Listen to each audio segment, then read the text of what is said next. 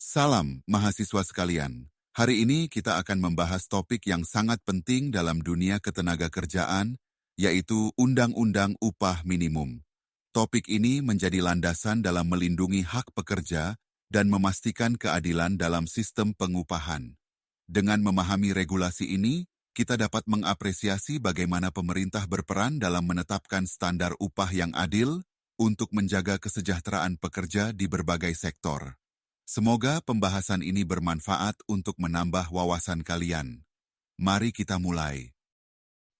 Sekarang mari kita lihat apa itu upah minimum. Tentu kita sering mendengar tentang upah minimum. Apa sebenarnya upah minimum? Upah minimum adalah standar upah terendah yang ditetapkan oleh pemerintah untuk menjamin kesejahteraan pekerja. Kebijakan ini dirancang untuk melindungi hak pekerja dan memastikan mereka dapat memenuhi kebutuhan hidup dasar. Batas terendah. Upah minimum merupakan batas terendah yang wajib diterapkan oleh perusahaan, sehingga pekerja memiliki perlindungan dari praktik pembayaran upah yang tidak adil. Perlindungan pekerja. Kebijakan ini memberikan jaminan bahwa pekerja menerima penghasilan yang layak, membantu mereka memenuhi kebutuhan dasar seperti pangan, sandang, dan papan. Kewajiban pengusaha. Setiap pengusaha diwajibkan mematuhi ketentuan upah minimum sesuai dengan undang-undang yang berlaku. Pelanggaran terhadap aturan ini dapat dikenakan sanksi hukum sebagai bentuk perlindungan terhadap hak pekerja. Tujuan penetapan upah minimum. Kebijakan upah minimum bertujuan memastikan kesejahteraan pekerja dan menciptakan keseimbangan ekonomi. Tujuan utamanya meliputi kesejahteraan pekerja, meningkatkan taraf hidup pekerja dan keluarganya dengan memenuhi kebutuhan dasar. Pemerataan pendapatan, mengurangi kesenjangan ekonomi dan mencegah ketimpangan upah. Standarisasi upah, mencegah eksploitasi tenaga kerja dengan menetapkan standar upah yang adil. Kebijakan ini mendukung stabilitas sosial dan pertumbuhan ekonomi secara berkelanjutan. Mekanisme penetapan upah minimum. Bagaimana sebenarnya upah minimum ditetapkan? Proses ini melibatkan berbagai tahapan yang dirancang untuk memastikan keadilan dan keseimbangan antara kebutuhan pekerja dan kemampuan pengusaha. Berikut adalah mekanisme utama dalam penetapan upah minimum. Pertama, survei kebutuhan hidup layak, KHL. Langkah awal dalam penetapan upah minimum adalah melakukan survei kebutuhan hidup layak. Survei ini bertujuan untuk menghitung kebutuhan dasar pekerja dan keluarganya, seperti makanan, perumahan, pendidikan, dan kesehatan, yang menjadi dasar dalam menentukan angka upah minimum. Kedua, pertimbangan produktivitas. Setelah survei KHL, produktivitas daerah dan pertumbuhan ekonomi menjadi pertimbangan penting. Hal ini memastikan bahwa upah minimum yang ditetapkan realistis dan sesuai dengan kondisi ekonomi wilayah tersebut. Ketiga, negosiasi tripartit. Proses selanjutnya adalah negosiasi antara tiga pihak, yaitu pemerintah, pengusaha, dan serikat pekerja. Diskusi ini memastikan adanya masukan dari semua pihak yang terlibat, sehingga keputusan yang diambil mencerminkan kepentingan bersama. Keempat, penetapan oleh pemerintah. Tahap akhir adalah keputusan final yang ditetapkan oleh pemerintah daerah. Keputusan ini akan berlaku sebagai regulasi resmi yang wajib diikuti oleh seluruh perusahaan di wilayah tersebut. Mekanisme ini memastikan bahwa upah minimum ditetapkan secara transparan, adil, dan sesuai dengan kebutuhan serta kondisi ekonomi setempat. Jenis-jenis upah minimum. Apa saja jenis-jenis upah minimum yang berlaku di Indonesia? Berikut penjelasannya. Pertama, upah minimum provinsi, UMP. UMP ditetapkan oleh pemerintah provinsi dan berlaku untuk seluruh kabupaten atau kota dalam satu provinsi sebagai standar dasar upah minimum. Kedua, upah minimum kabupaten kota, UMK. UMK bersifat spesifik dan disesuaikan dengan kebutuhan serta kondisi ekonomi di wilayah kabupaten atau kota tertentu, biasanya lebih tinggi dari UMP. Ketiga, upah minimum sektoral. Jenis ini berlaku khusus untuk sektor industri tertentu dalam suatu wilayah, mempertimbangkan karakteristik serta kemampuan masing-masing sektor. Faktor-faktor pertimbangan dalam penetapan upah minimum. Apa saja faktor yang dipertimbangkan dalam menetapkan upah minimum? Berikut adalah penjelasannya. Pertama, inflasi. Kenaikan harga barang dan jasa menjadi salah satu faktor utama karena upah harus dapat mengikuti peningkatan biaya hidup. Kedua, pertumbuhan ekonomi. Perkembangan ekonomi daerah dan nasional turut menjadi acuan untuk memastikan upah minimum mencerminkan kondisi ekonomi yang aktual. Ketiga, produktivitas. Tingkat efisiensi dan hasil kerja para pekerja diperhitungkan agar upah sebanding dengan kontribusi yang diberikan. Keempat, kemiskinan. Penetapan upah minimum juga bertujuan mendukung upaya pengentasan kemiskinan di suatu daerah, memberikan jaminan kesejahteraan dasar bagi pekerja.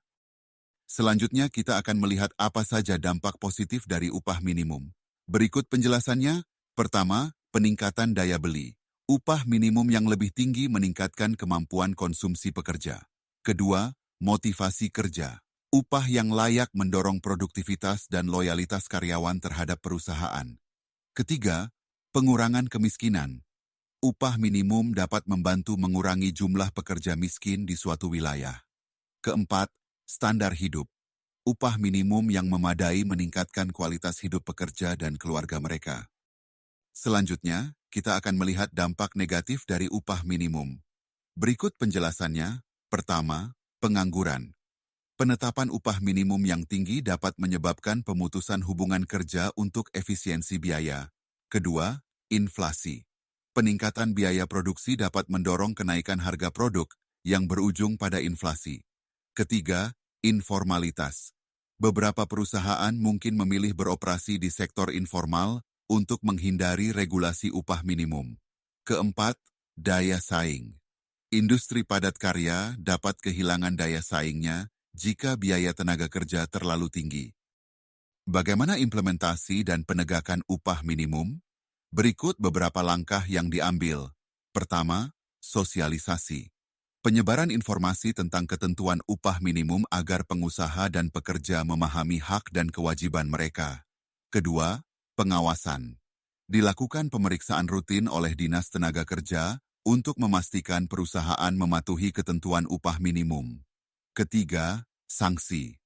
Penerapan hukuman bagi perusahaan yang melanggar ketentuan upah minimum untuk menegakkan aturan. Keempat, evaluasi. Peninjauan berkala untuk menilai efektivitas kebijakan upah minimum dan melakukan perbaikan jika diperlukan. Sekarang mari kita lihat perbandingan upah minimum di beberapa negara. Pertama, Indonesia. Upah minimum sekitar 200 hingga 300 USD per bulan pada tahun 2023. Kedua, Malaysia. Upah minimum berkisar antara 300 hingga 400 USD per bulan pada tahun 2023. Ketiga, Singapura. Upah minimum di Singapura mencapai 1.200 hingga 1.400 USD per bulan pada tahun 2023. Keempat, Thailand. Upah minimum berkisar antara 250 hingga 350 USD per bulan pada tahun 2023. Sekarang mari kita lihat tantangan-tantangan yang dihadapi dalam implementasi upah minimum. Beberapa tantangan ini perlu diperhatikan agar kebijakan upah minimum dapat berjalan dengan efektif dan sesuai dengan tujuannya. Berikut adalah beberapa faktor yang menjadi kendala dalam pelaksanaannya. Pertama, disparitas regional. Perbedaan kondisi ekonomi antar daerah yang mempengaruhi kemampuan untuk menerapkan standar upah minimum secara merata. Kedua, sektor informal. Sulitnya pengawasan dan penerapan upah minimum di sektor ekonomi informal, di mana banyak pekerja tidak terdaftar secara resmi. Ketiga, resistensi pengusaha. Keengganan beberapa pengusaha untuk mematuhi ketentuan upah minimum karena alasan biaya dan efisiensi operasional. Keempat, fluktuasi ekonomi. Perubahan kondisi ekonomi yang cepat, seperti inflasi atau resesi, dapat mempengaruhi keberlanjutan dan relevansi upah minimum yang telah ditetapkan. Dalam mencari solusi untuk mengatasi tantangan dalam penerapan upah minimum, terdapat beberapa alternatif kebijakan yang dapat dipertimbangkan. Berikut adalah beberapa alternatif yang dapat membantu meningkatkan efektivitas kebijakan upah minimum. Pertama, upah berdasarkan produktivitas, yang menghubungkan upah dengan output pekerja.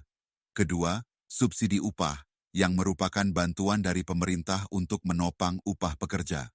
Ketiga, negosiasi kolektif, yang memungkinkan penentuan upah melalui perundingan bersama antara pengusaha dan serikat pekerja. Tren masa depan kebijakan upah minimum menunjukkan arah yang semakin berkembang seiring dengan kemajuan teknologi dan perubahan ekonomi. Beberapa tren utama yang perlu diperhatikan adalah: pertama, digitalisasi yang memanfaatkan teknologi untuk penetapan dan monitoring upah secara lebih efisien. Kedua, fleksibilitas dengan penyesuaian upah minimum yang lebih adaptif terhadap perubahan kondisi ekonomi. Ketiga, integrasi regional, yaitu harmonisasi kebijakan upah di kawasan ekonomi yang lebih luas. Keempat, pendekatan holistik yang mengkombinasikan kebijakan upah minimum dengan kebijakan sosial lainnya untuk menciptakan kesejahteraan yang lebih menyeluruh. Studi kasus mengenai UMP DKI Jakarta menunjukkan perkembangan upah minimum provinsi dalam beberapa tahun terakhir. Tahun 2021, UMP DKI Jakarta tetap di angka 4,4 juta tanpa ada kenaikan dibandingkan tahun sebelumnya. Tahun 2022, UMP naik menjadi 4,6 juta, mengalami kenaikan sebesar 5,1%. Tahun 2023, UMP kembali naik menjadi 4,9 juta dengan kenaikan 5,6%. Tahun 2024, UMP tercatat 5,1 juta, mengalami kenaikan sebesar 3,8%. Kenaikan ini mencerminkan upaya untuk menyesuaikan dengan inflasi dan kondisi ekonomi, meskipun ada penurunan tingkat kenaikan pada tahun 2024. Kesimpulan, upah minimum merupakan instrumen penting dalam melindungi kesejahteraan pekerja, memastikan mereka menerima penghasilan yang layak. Namun, dalam penetapannya, perlu ada keseimbangan antara kepentingan pekerja dan pengusaha agar tidak menimbulkan dampak negatif terhadap perekonomian atau sektor usaha. Evaluasi berkelanjutan sangat penting untuk memastikan kebijakan upah minimum tetap relevan dengan kondisi ekonomi yang terus berubah. Oleh karena itu, peninjauan dan penyesuaian kebijakan secara reguler diperlukan. Akhirnya, pendekatan komprehensif dalam kebijakan upah minimum sangat dibutuhkan, mengintegrasikan kebijakan ini dengan aspek ekonomi dan sosial lainnya untuk menciptakan kesejahteraan yang lebih merata di masyarakat. Baik, sekarang akan kita masuki pokok bahasan keempat, yaitu diskriminasi di pasar tenaga kerja. Diskriminasi di pasar tenaga kerja merujuk pada fenomena ketidaksetaraan dalam peluang dan perlakuan terhadap pekerja berdasarkan faktor-faktor tertentu seperti gender, ras, usia, atau orientasi seksual. Diskriminasi ini dapat menghalangi pekerja untuk memperoleh kesempatan yang adil, sehingga menciptakan ketidakadilan sosial dan ekonomi di tempat kerja. Hal ini menjadi menarik karena diskriminasi tidak hanya merugikan individu yang terlibat, tetapi juga menghambat produktivitas dan inovasi dalam organisasi. Ketika potensi seluruh pekerja tidak dimanfaatkan secara maksimal, itu dapat berdampak negatif pada kinerja perusahaan serta pertumbuhan ekonomi secara keseluruhan. Dengan memahami dinamika diskriminasi ini, kita bisa mencari solusi untuk menciptakan pasar tenaga kerja yang lebih inklusif dan adil. Apa yang dimaksud dengan diskriminasi tenaga kerja? Diskriminasi tenaga kerja adalah perbedaan perlakuan terhadap individu berdasarkan karakteristik non-produktif seperti gender, ras, usia, atau agama. Ini menciptakan ketidakadilan dalam akses peluang kerja, pengembangan karir, dan kesempatan untuk berkembang dalam suatu organisasi. Dampak negatif dari diskriminasi ini adalah menurunnya efisiensi dalam alokasi sumber daya manusia, karena potensi pekerja tidak dimanfaatkan secara maksimal, yang pada gilirannya mengurangi produktivitas dan inovasi dalam organisasi. Selanjutnya, mari kita lihat apa saja jenis-jenis diskriminasi yang sering terjadi di pasar tenaga kerja. Pertama, diskriminasi upah yaitu adanya perbedaan upah untuk pekerjaan yang setara, yang seharusnya mendapat kompensasi yang sama berdasarkan pekerjaan yang dilakukan. Kedua, diskriminasi pekerjaan, yaitu pembatasan akses ke jenis pekerjaan tertentu berdasarkan faktor yang tidak relevan dengan kemampuan atau kualifikasi, seperti gender atau usia. Ketiga, diskriminasi manusiawi, yaitu perlakuan tidak adil dalam lingkungan kerja, seperti pelecehan atau marginalisasi terhadap individu berdasarkan identitas pribadi mereka. Apa saja faktor-faktor penyebab diskriminasi yang sering terjadi di pasar tenaga kerja? Berikut beberapa faktor yang dapat memicu diskriminasi. Pertama, prasangka, yaitu stereotip negatif terhadap kelompok tertentu yang dapat mempengaruhi keputusan perekrutan atau promosi dalam organisasi. Kedua, informasi asimetris, yang mengacu pada keterbatasan informasi tentang produktivitas individu, sehingga menyebabkan kesalahan dalam penilaian kemampuan pekerja.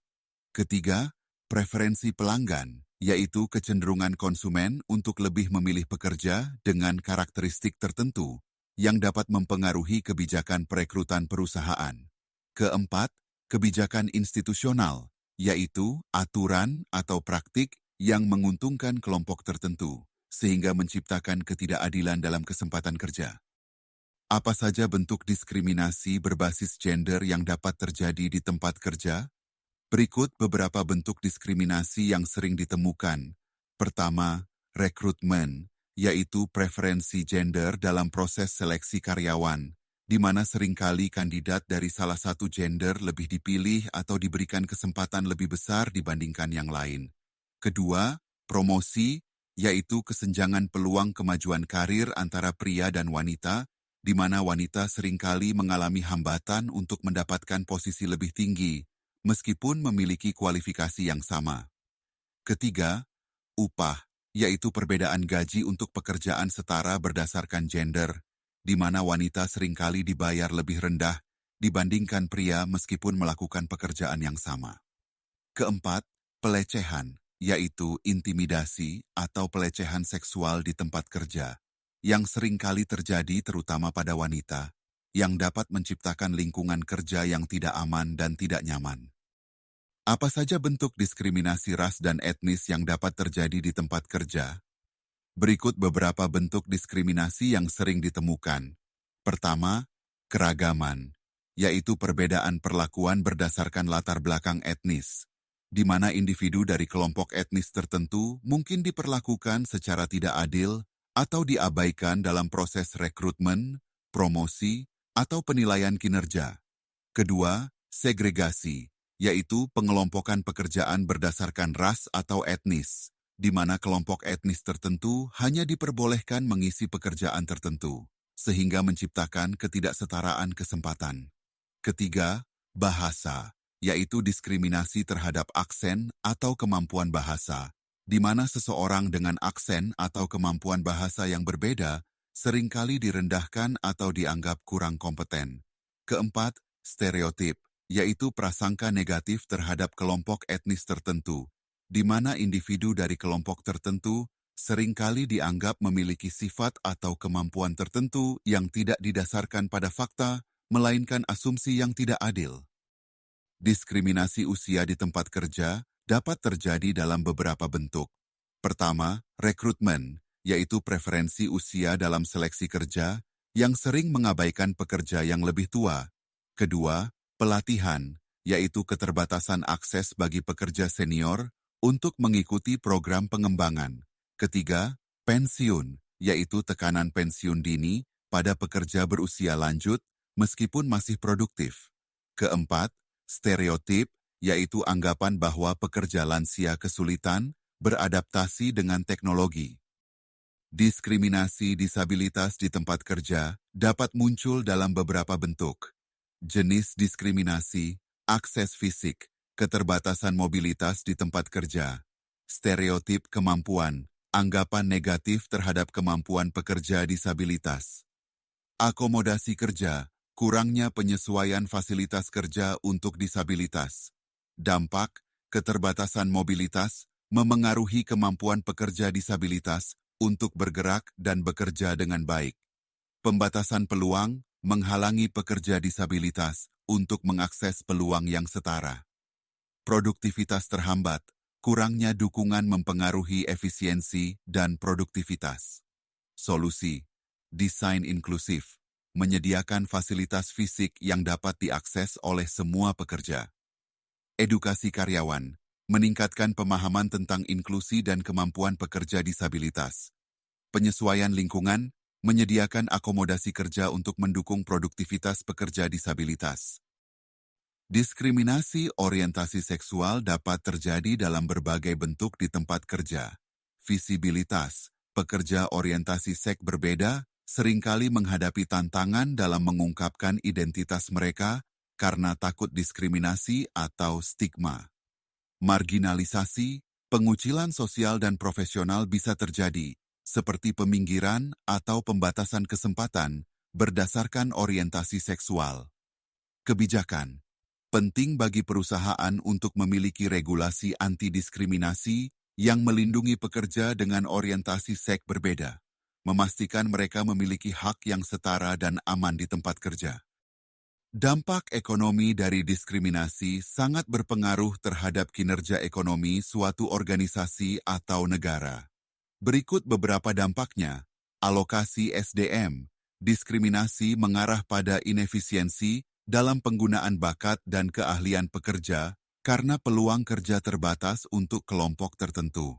Produktivitas, ketidakpuasan dan demotivasi yang disebabkan oleh diskriminasi dapat menurunkan produktivitas dan kinerja pekerja. Inovasi, kurangnya keragaman dalam tim akibat diskriminasi dapat menghambat kreativitas, yang berujung pada berkurangnya inovasi dalam organisasi. Teori diskriminasi Becker menjelaskan pengaruh diskriminasi dalam ekonomi. Preferensi diskriminasi, orang atau perusahaan rela membayar lebih untuk menghindari kelompok tertentu. Koefisien diskriminasi, ukuran tingkat diskriminasi yang ada dalam pasar. Dampak pasar, perusahaan non-diskriminatif mendapatkan keunggulan kompetitif jangka panjang karena dapat mengakses lebih banyak talenta. Kebijakan anti-diskriminasi bertujuan untuk mengurangi praktik diskriminasi di tempat kerja. Legislasi, undang-undang yang melarang diskriminasi dalam ketenagakerjaan.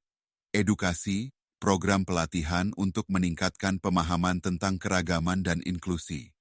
Monitoring, sistem untuk memantau dan melaporkan praktik diskriminasi. Sanksi, penerapan hukuman bagi perusahaan atau individu yang melanggar kebijakan anti-diskriminasi. Peran serikat pekerja dalam mengatasi diskriminasi di tempat kerja. Advokasi, memperjuangkan hak-hak pekerja yang terdampak diskriminasi. Negosiasi, melakukan tawar-menawar kolektif untuk menciptakan kebijakan yang bebas dari diskriminasi. Edukasi, menyediakan pelatihan kepada anggota tentang pentingnya kesadaran anti-diskriminasi. Pengawasan, memantau, dan melaporkan praktik diskriminatif untuk memastikan lingkungan kerja yang adil. Tantangan implementasi kebijakan anti-diskriminasi. Resistensi, penolakan terhadap perubahan dari pihak yang terlibat dalam diskriminasi. Biaya, beban finansial yang dibutuhkan untuk menerapkan program anti-diskriminasi di tempat kerja. Kompleksitas, kesulitan dalam mengidentifikasi dan mengukur diskriminasi yang tidak tampak secara langsung. Penegakan, tantangan dalam memantau dan menindak pelanggaran diskriminasi secara efektif. Masa depan kesetaraan kerja, teknologi, pemanfaatan kecerdasan buatan AI, untuk mengurangi bias dalam proses rekrutmen dan seleksi karyawan. Pendidikan, meningkatkan kesadaran tentang keragaman dan inklusi sejak pendidikan dini untuk membentuk perspektif yang lebih inklusif. Kebijakan, penguatan regulasi anti-diskriminasi di tingkat global untuk memastikan perlindungan hak-hak pekerja dari diskriminasi. Budaya, transformasi nilai-nilai inklusif dalam budaya kerja, menciptakan lingkungan yang lebih terbuka dan adil untuk semua karyawan. Demikian pembahasan kita tentang diskriminasi di pasar tenaga kerja. Semoga bermanfaat dalam meningkatkan kesadaran akan pentingnya kesetaraan dan inklusi di tempat kerja, serta mendorong penerapan kebijakan yang lebih adil dan efektif. Baik, sekarang akan kita bahas pokok bahasan kelima, yaitu pengaruh globalisasi terhadap struktur pasar tenaga kerja. Dalam materi ini, kita akan membahas pengaruh globalisasi terhadap struktur pasar tenaga kerja. Globalisasi telah membawa perubahan besar dalam dinamika pasar tenaga kerja, yang mencakup perubahan dalam struktur pekerjaan, tingkat persaingan antar tenaga kerja, dan keterampilan yang dibutuhkan oleh pasar. Kita juga akan mengeksplorasi dampak globalisasi terhadap mobilitas tenaga kerja, serta tantangan dan peluang yang dihadirkan bagi pekerja dan perusahaan di era global ini. Pergeseran struktur ekonomi mencerminkan perubahan dari ekonomi tradisional yang lebih bergantung pada sektor primer dan manufaktur, menuju transisi ke sektor jasa dan teknologi informasi. Saat ini, ekonomi digital semakin dominan, dengan penekanan pada sektor berbasis pengetahuan dan inovasi. Hal ini mempengaruhi permintaan keterampilan baru dan menciptakan peluang serta tantangan baru dalam pasar tenaga kerja global. Mobilitas tenaga kerja global mengacu pada pergerakan pekerja antar negara untuk mencari peluang kerja yang lebih baik. Berikut beberapa poin terkait migrasi tenaga kerja, peningkatan perpindahan pekerja antar negara untuk peluang kerja yang lebih baik, transfer pengetahuan, pertukaran keahlian dan inovasi antar negara, kompetisi global, persaingan internasional untuk mendapatkan talenta terbaik, perubahan permintaan keterampilan. Keterampilan teknis, keahlian teknologi dan digital semakin dibutuhkan. Soft skills, kemampuan adaptasi dan komunikasi lintas budaya penting. Pembelajaran berkelanjutan, kebutuhan untuk terus memperbarui keterampilan meningkat. Outsourcing dan offshoring adalah strategi perusahaan untuk memindahkan beberapa fungsi atau proses bisnis ke negara lain demi efisiensi biaya dan keunggulan kompetitif. Efisiensi biaya. Perusahaan mencari tenaga kerja yang lebih murah di negara lain untuk mengurangi biaya operasional. Spesialisasi global. Negara fokus pada keunggulan komparatif masing-masing untuk meningkatkan efisiensi dan daya saing. Pergeseran pekerjaan. Beberapa sektor di negara maju mengalami pengurangan pekerjaan, sementara sektor lain berkembang. Peluang baru. Menciptakan lapangan kerja baru di negara berkembang yang lebih efisien dalam menangani fungsi bisnis tertentu. Teknologi dan otomatisasi revolusi industri 4.0. Penerapan teknologi canggih dalam proses produksi untuk meningkatkan efisiensi. Kecerdasan buatan, AI menggantikan tugas-tugas rutin dan analitis, mengoptimalkan pekerjaan. Transformasi pekerjaan. Beberapa pekerjaan menghilang, sementara pekerjaan baru yang lebih berbasis teknologi muncul. Perubahan bentuk kerja. 1. Remote work. Meningkatnya fleksibilitas dalam memilih lokasi kerja. 2. Gig economy. Pertumbuhan pekerjaan berbasis proyek dan freelance yang lebih fleksibel. 3. Flexible hours. Pekerjaan dengan jadwal yang lebih adaptif sesuai kebutuhan. 4. Virtual teams. Kolaborasi tim yang lebih intensif dengan anggota dari berbagai lokasi geografis. Standarisasi kualifikasi global sertifikasi internasional. Peningkatan pengakuan kualifikasi tenaga kerja di berbagai negara. Harmonisasi pendidikan, penyelarasan kurikulum untuk mendukung mobilitas tenaga kerja global. Skill passport, dokumentasi keterampilan yang diakui secara internasional. Mutual recognition agreements, kesepakatan antar negara untuk saling mengakui kualifikasi profesional. Demikian pemaparan mengenai pengaruh globalisasi terhadap struktur pasar tenaga kerja. Semoga materi ini bermanfaat dalam memberikan pemahaman tentang dinamika perubahan pasar kerja di era globalisasi, serta tantangan dan peluang yang dihadapi. Terima kasih atas perhatian Anda, dan sampai jumpa pada pembahasan menarik berikutnya.